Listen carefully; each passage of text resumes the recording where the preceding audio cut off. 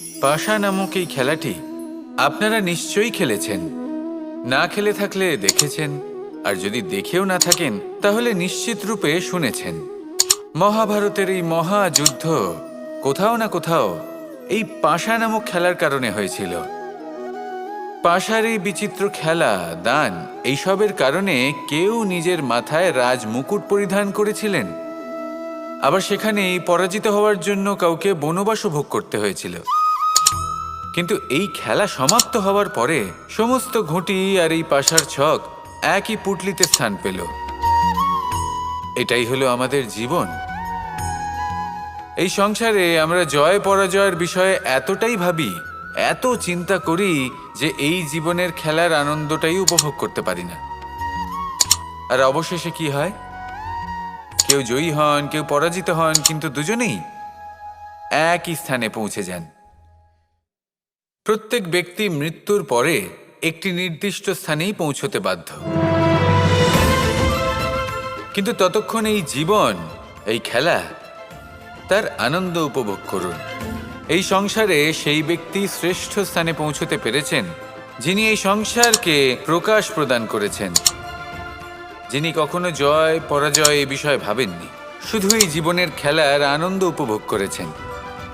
এটাই আপনিও করুন আর আমার সাথে ভালোবেসে বলুন, রাধা রাধা। আমাদের জীবনে 7 ধরনের সুখ আছে, আর সেগুলো লাভ করার জন্য আমরা অত্যন্ত প্রচেষ্টা করি। কিন্তু কোনো প্রচেষ্টা করার পূর্বে তা কিভাবে করব সেটা বোঝা খুব প্রয়োজন, আর সেখানেই আমরা ভুল করে থাকি। যে কাজটা আমাদের পরে করা উচিত সেটাই আমরা আগে করে বসি। আপনাকে স্পষ্ট করে বোঝাই, প্রত্যেক সুখের সাথে 2টি ক্রিয়া জড়িত থাকে। এবার যখন আমরা ধনের কথা বলি তখনও 2টি ক্রিয়া জুড়ে থাকে। প্রথম ক্রিয়া হলো ধন অর্জন করা, দ্বিতীয় ক্রিয়া হলো ধনের ব্যবহার করা। আর জীবনে ধনের ব্যবহার করার পূর্বে ধন কিভাবে অর্জন করতে হয় তা শেখা অত্যন্ত প্রয়োজনীয়। আমরা মন্দিরে যাই, ভগবানের আরাধনা করি, তার জন্য পুজো করি, ওনাকে প্রসন্ন করতে চাই, কিন্তু তার আগে ভগবানের ওপর আস্থা রাখা প্রয়োজনীয়। যদি আপনার অটল বিশ্বাস থাকে তবেই আপনি প্রকৃত ভক্ত হয়ে উঠতে পারবেন।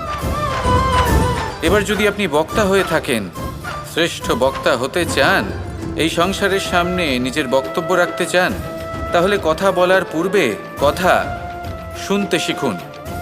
তবেই আপনি একজন শ্রেষ্ঠ বক্তা হয়ে উঠতে পারবেন। জীবনে সম্পর্ক স্থাপন করার আগে সম্পর্ক বজায় রাখতে শিখুন। তবেই আপনি একজন প্রকৃত সাথী হয়ে উঠবেন। জীবনে পরাজয় মানার পূর্বে বিজয়ী হওয়ার চেষ্টা কিভাবে করতে হয় সেটা শিখুন। তবেই আপনি একজন নিপুণ ব্যক্তি হয়ে উঠবেন। অন্তিম এবং সবথেকে গুরুত্বপূর্ণ কথা, জীবনে ভালোবাসা লাভ করার পূর্বে ভালোবাসা প্রদান করতে শিখুন।